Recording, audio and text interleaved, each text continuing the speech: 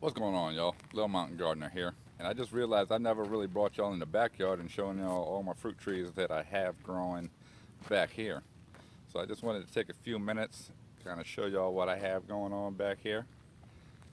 And so first thing we're going to come up to, and don't judge me, y'all, because I know I still need to get them in the ground. And I've had this plant for over 3 months. But this first plant right here I'm going to show you is going to be my mulberry tree. Let me flip this camera around so y'all can kind of see it. So like I said, this right here is my mulberry tree. This is one of the trees that I ended up getting from the Anderson Jack-a-lot. Pretty tree. You see, still in the pot. I need to get them in the ground, or at least do like Led said and cut the bottom off the pot off and dig a little hole and put it in there so I can get some nutrients. But I really need to get it in the ground because it looks like it's about to want to start to bloom. You can see, because I didn't put it in the ground, it tipped over and my dogs, they're gonna chewed on it. That's all right. So the next three trees we're actually gonna get to is this first one, the big girl. This right here is my Nectarine. She's my Goldminer Nectarine. This is the very first plant or tree. This is the very first tree that I ever planted on my property. And like I said, she ended up last year. We got her last year. So she's a year old right now. She's been in the ground for a year because we got her in March, at the very beginning of March. And she's put on some good growth. Last year when we bought her, I got her from Lowe's. She actually had about 20 fruit on her. And I'm not gonna lie to y'all, I did take off some of them, but we ended up getting about 9 nectarines off of her last season, and they were sweet. And as you can see, she looks like she's about ready to come out of dormancy. She's ready to start showing off. And then down here in these two little pots, these are my pomegranate trees. And these two trees right here are two of the most special trees that I have on my property. And it's not because they're pomegranates, it's the reason because these are actually the pomegranate trees that my pops ended up propagating off of his tree that's in his yard. And he actually learned how to do that from Lead Farmer. My pops is 75 years old and said you can still teach an old dog new tricks. And to me, honestly, I don't care if these trees don't ever produce fruit. There's still something special to me. Like I said, my pops learned how to propagate his pomegranates by watching Lead Farmer. And like I said, to me, that means the world to me because I turned them on to Lead Farmer. And then right here, like I said, y'all don't judge me. These trees are, like I said, 4 months old. I still need to get in the ground. But this right here is going to be my Santa Rosa plum tree. And as you can tell, she's starting to come out of dormancy, so I need to go ahead and get her in the ground, like ASAP. But I got her last season. I got her around Thanksgiving time last year. And she's been sitting in this pot ever since. She's a pretty tree. I need to try to straighten up her trunk a little bit though. And then right here, this is my Belle of Georgia peach tree. If you've watched the video that I did for taking pictures in the garden, this is the tree that I did. I said she's my very first tree that came out of dormancy. She's already produced flowers and everything. And honestly, she broke dormancy back in January, so I don't think that she's going to actually end up setting any fruit. See how those look? A lot of them did just dropped off. So I don't think she's going to end up setting fruit this year, which to me is not really, it's not a bad thing because I would have probably been greedy and tried to keep all of them. And like I said, this is her first season ever in the ground.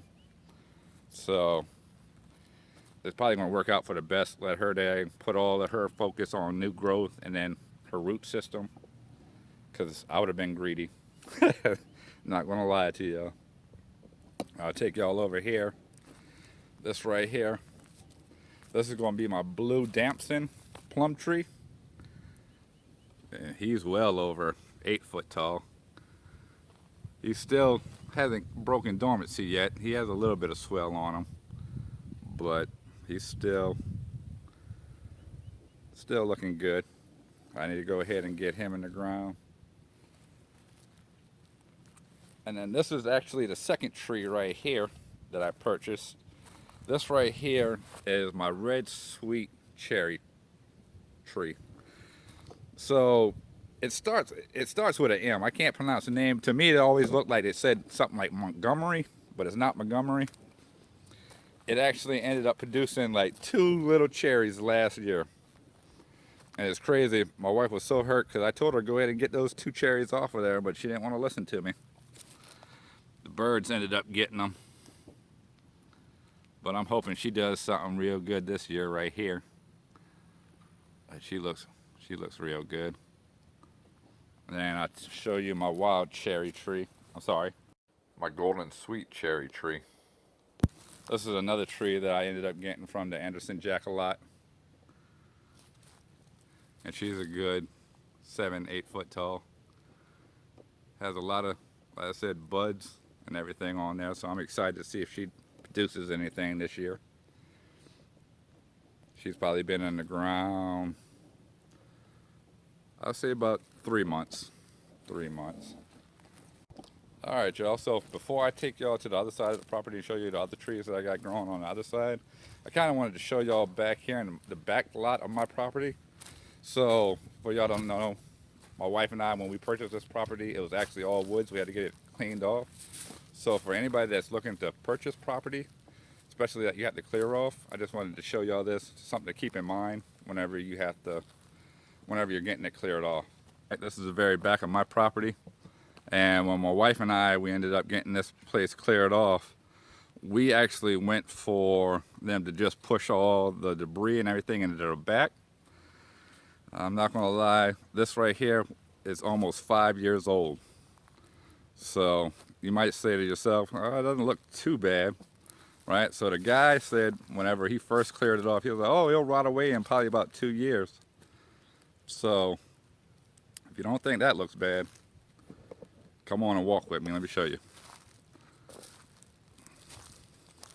So all this is our property. But what it ended up doing is actually restricting the access that we had to the rest of our property. So all this right here is all unused property. We just recently opened all this up so we can get back here to start clearing it off. So this is something that you might want to keep in mind whenever you're looking to clear off your property.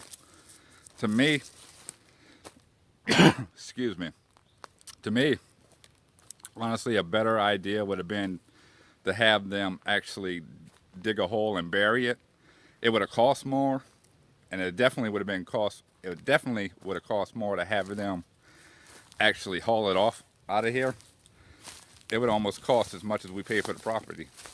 So that wasn't a real viable option for us. But all this right here to this fence runs all the way through here. Like I said, this is all unused space that we don't have, that we're not utilizing right now.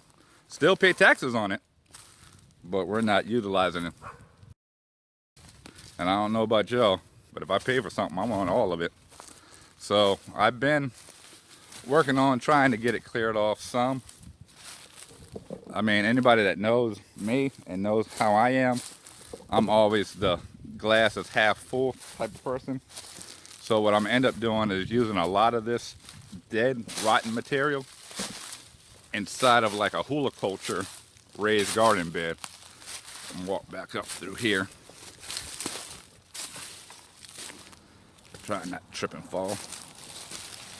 But yeah, I'm gonna use that for like a huliculture bed, and then the rest of it I'll end up renting a bobcat and clear the rest off. So now that we're out the woods, the very first tree that I'm gonna come up to is, this is another Little shorty. But this is my another mulberry tree right here. It might look like a little twig, but like I said, it's still well alive. It's still springy. There's no dead branches on there. Just waiting for the spring to come back, warm up, start to grow some more. And then bring y'all up here to this right here is my Granny Smith apple tree. So this is another tree that I ended up getting from the Anderson Jack-a-lot. This tree was well over 8 foot. I pruned it back. Ended up pruning it to, on this branch, tried to prune it to an outward node. Tried to prune this one to an outward node, and then I just topped it off up there. So this is one of 3 apple trees that I actually have on my property. I have a Granny Smith up front, and I also a Red Delicious up front as well in my front yard. And then, ooh, y'all don't judge me about this one, because I know my I know my father-in-law might disown me for this one. This right here is going to be my Valencia orange tree. This is a tree that he actually gave to me. And as you can see, the winter made all the leaves drop off and everything. But it's still green. So the winter did not kill it. And one of the things that I was waiting to do, I was waiting for it to warm back up, is I don't know if y'all saw Lead Farmer's video last night, but he also made a same video probably about 4 months ago about before you prune your trees. So if you notice, like how I have this branch right here that grows back up inside my tree, I don't want that.